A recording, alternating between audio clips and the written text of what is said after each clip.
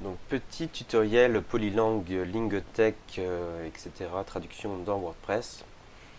Alors première chose ici, le titre. Donc là il est en français. On voit que si on va sur les pages anglaises, espagnoles, etc., il est toujours en français. Donc ça c'est dû au fait qu'on a été modifié récemment dans la partie réglage général. On a modifié le titre ici. Et donc enfin le slogan, et donc quand on le modifie, il faut savoir que c'est modifié aussi dans la partie alors, traduction langue, traduction des chaînes. Et donc on le retrouve, le slogan, on va chercher dans la colonne nom là, slogan, il est ici. Et donc voilà, dès qu'on le modifie dans la partie réglage, il faut aussi le remodifier ici. Donc il faut peut-être mieux directement le modifier dans Polylang. Quitte à le laisser, voilà, l'original on le retrouve là en fait. Donc on va reprendre les anciennes traductions. Comment on traduit Bretagne Sud, comment on traduit Presqu'île de Ruisse par exemple. Ça, il y a moyen simple de le savoir, c'est d'aller sur Wikipédia, de prendre l'article Presqu'île de Ruisse. Donc pour les noms propres ça marche super bien. On va aller sur English. Et là on a la traduction Ruisse Peninsula qu'on peut recopier ici. On peut faire pareil pour l'espagnol.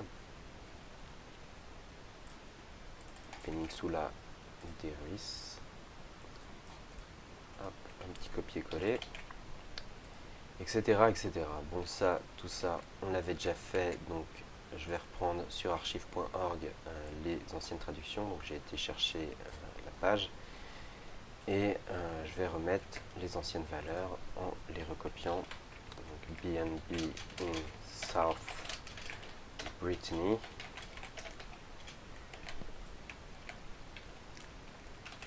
Et donc là en fait, ce qu'on a fait, c'est qu'on a matérialisé le retour à la ligne par un pipe. Donc le pipe qui est accessible avec la touche Alt-Greux et le 6, donc la barre verticale là. Et donc je vais enregistrer les modifications pour qu'on voit ce que ça donne. Donc là si je recharge la page English, on va voir que j'ai une partie du coup de mes traductions qui sont prises en compte. Enfin, toutes mes traductions, j'ai juste pas traduit encore Golfe du Morbihan, je le ferai plus tard. Donc ça marche parce qu'on a modifié, on a inséré un petit code dans la fonction en tête, le fichier en tête.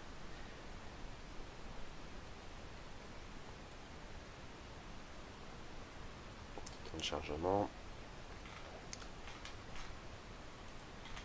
Et donc voilà, qu'est-ce qui se passe? Il se passe que dans... Voilà, c'est ici. Là, on a toute la partie qui concerne le slogan et là on voit qu'on a une fonction qui remplace le pipe par un petit code HTML qui va se charger de faire le retour à la ligne via du CSS, etc. Enfin, ça c'est géré en CSS. Donc ça c'était pour la partie voilà, traduction des chaînes.